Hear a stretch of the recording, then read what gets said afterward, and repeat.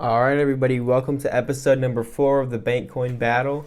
Today we're going to be going through the red box. We already went through blue, brown, and green. So far brown's in the lead by quite a bit with 19.5 points. Somebody in my comments has been voting for red bank, so hopefully this one does good. This is actually the only bank with all bank wrapped rolls. The other ones had custom wrapped rolls, so maybe that means that we'll have some better luck in this one. But we're going to go through the pennies first. We're going to be looking for wheat pennies and stuff like that. I think those are worth 1 point each. And then we're going to the nickels, the dimes, and the quarters. We have 10 rolls each. Let's just get into it and see what we get. Alright, so of course, like always, I'm going to go through this first roll live right here. That's just what I do on the first roll. Just to let you guys know what I'm looking for, we're just looking for wheat pennies, which is between 1909 and 1958. And then Indian head pennies are before that, from 1859 to 1909. Then I'm looking for errors, proofs. I think proofs are worth like 2 points each.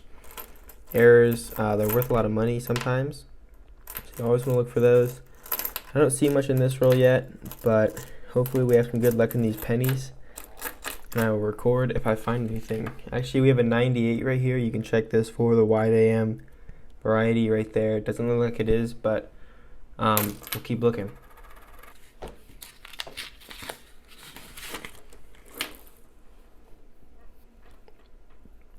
Oh, we got a wheat penny in this one. All right. We got a wheat penny in the middle of the roll right here. Let me just make sure there's no others. Yeah, it's going to be our first wheat penny. Unless it's a key date or something, it's going to be worth 1 point. And it is, I think we're on the 4th roll here. So let's just make sure there's no other wheat pennies real quick. And all right, this is on roll 4 of the pennies. It's 1951 Denver.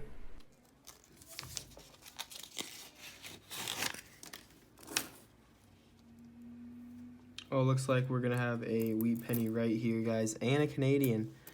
I see a Canadian right here from 1979. As well as this wheat penny right here. I'm just trying to see if there's any others in the roll, which I don't see, but this wheat penny right here, it could be older. Oh wow, that's actually, I don't even know if we have this one, guys. A 1935 Denver. This could be an addition to the penny series. That would be crazy, because I have not got one of those in a while. Those are pretty rare. 1935 Denver, that's definitely lower minted, and not a very common penny that you find a lot. I'm actually going to check my book right now. So let's go check the book. 35 Denver, that's a very good find. Good news. We do need the 35 Denver. Oh, it's not on this page. Right there. It's 47 million. As you can see, we have it.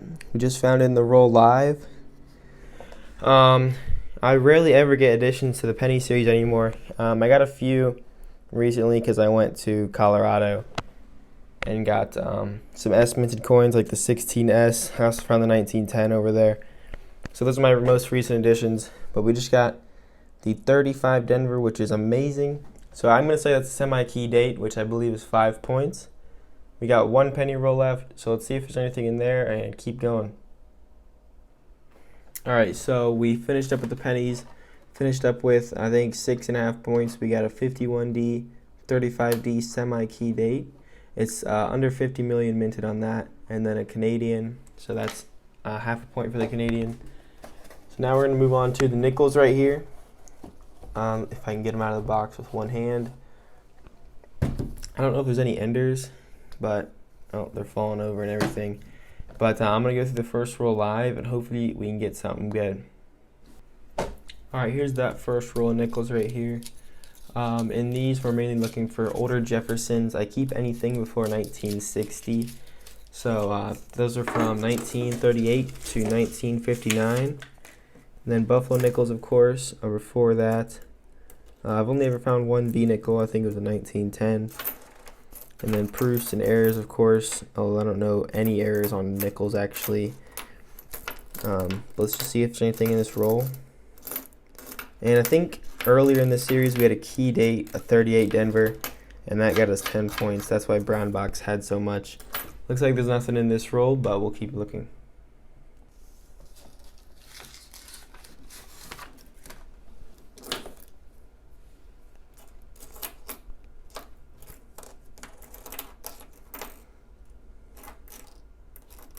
Oh, all right, we got our first older nickel right here. This is a 1957 out of Denver, and I think we have 4 rolls left, so not much so far in the nickels. We got a 57 Denver, that'll be 1 point, and we'll keep looking.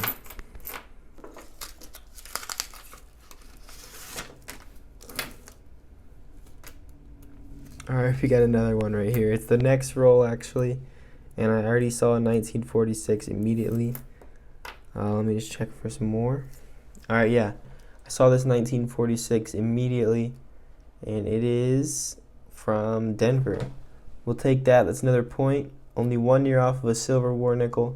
I think I forgot to mention that, but let's keep looking. We got 3 rolls left, plus this one.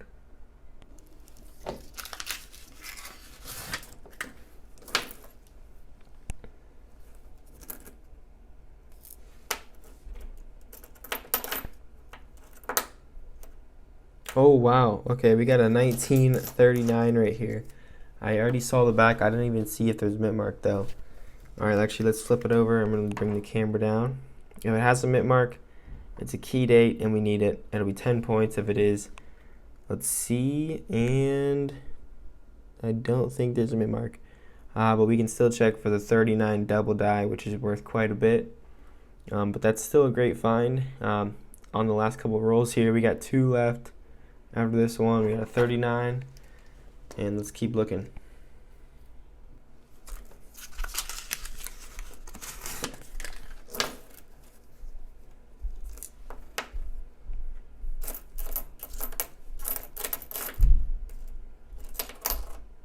Oh wow, we got another one.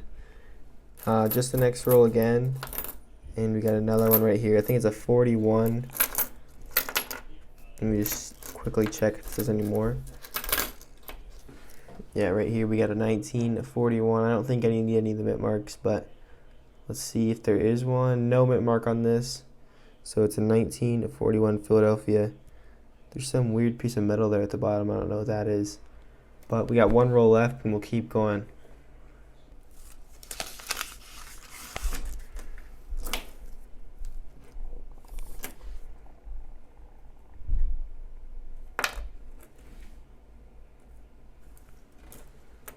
Okay, so we're gonna have another one actually. Another older Jefferson right here. I see a 46. It is again, it's now the last roll, so after this one we're gonna go straight onto the dimes, but before that we got a 46 to look at. There's also a 1960, although I don't keep those. Just quickly checking if there's anything else. Yeah, here's that 46. If it has an estimate mark, I will need it for my book, so hopefully it does. There's a Denver mint mark, I believe. Yeah, Denver mint mark. So we don't need it, but it's still a point. We'll put to the side, and we're gonna go straight to the dimes now. And so let's see, we got 5 older Jefferson nickels, so that's 5 more points. So now we're at 11.5, which is so far that's in second place. And we still have all the quarters and dimes to go through, even though we have not found a single thing in the entire series yet in quarters or dimes. But praying for that change in this episode. So let's get straight into the dimes. Alright, here's that first roll of dimes. Dimes are pretty hard to find anything on. You really just want to edge hunt in them, which that just means looking for silver, because the errors are pretty rare to find. And so if you want to look for silver, you just look for the solid silver edge, which I don't see in this roll. It's pretty easy to spot. But we got 9 more rolls after this, and then some quarters. So let's hope we can get something good.